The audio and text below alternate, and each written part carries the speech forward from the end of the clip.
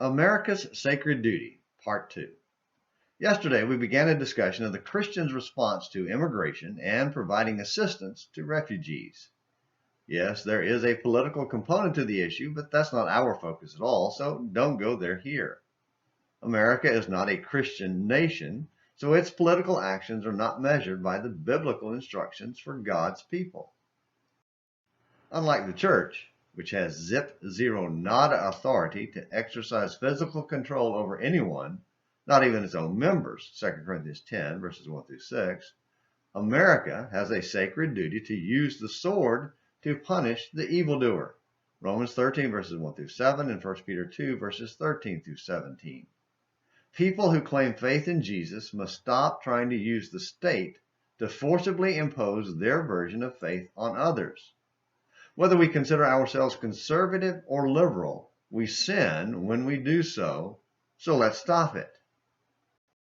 Yesterday, we mentioned Matthew 25, where Jesus honored those who help others and condemned those who do not, because some apply it to America. Such an application is incorrect for several reasons. First, because America is not Christian. It's not a Christian nation or a Christian itself. Second, is because it perpetuates a common mistake of applying individual obligation to the group as a whole. Salvation is an individual process based on each individual hearing God's word, believing that Jesus is the Son of God, repenting of sin, being immersed in water, and then living in obedience to Him. Acts 2, verses 36 through 47, and chapter 8, verses 34 through 39. The duty to believe and be baptized and live for Him is individual, just as is the duty to give a cup of cold water in His name.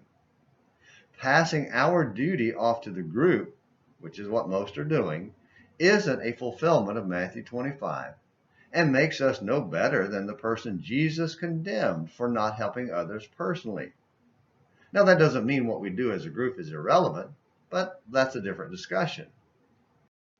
Third, as to the religious groups doing this, they're also violating biblical instruction, which limits collective church benevolence to God's people, and in some circumstances is limited to specific categories of believers.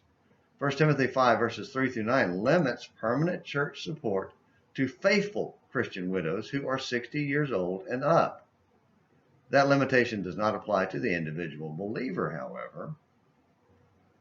Fourth, churches and religious groups that urge and often illegally engage in unlimited and unfiltered immigration are callously exposing others to the dangers of evildoers, including things like human trafficking and sex slavery, which is both unchristian of them and keeps the state from fulfilling its sacred duty to protect its people. Again, Romans 13, verses 1 through 7, and 1 Peter 2, verses 13 through 17.